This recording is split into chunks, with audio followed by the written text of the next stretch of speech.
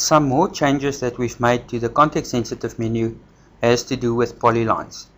First of all, if you've drawn an object like this using polylines, going to the context sensitive menu, object properties, will give you all the properties of the selection. Currently you can see there's polylines, one polyline selected. It gives you the color, the line style, the line width, it gives you the layer that the object is on, etc.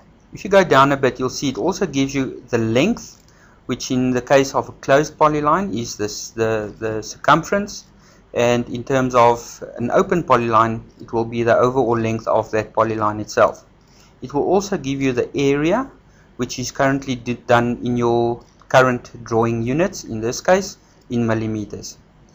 Now, some of the enhancements that we've done on the context sensitive menu is right click context sensitive menu, go to modify, and you can choose to merge elements into a polyline.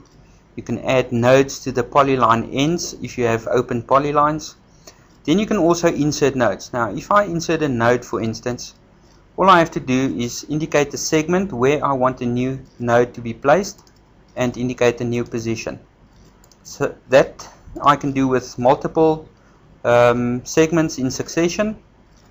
If you can do that from the context sensitive menu by adding nodes, you can also delete some of those nodes. Click on the node that you don't want anymore, and CADI will just go back and amend your polyline accordingly.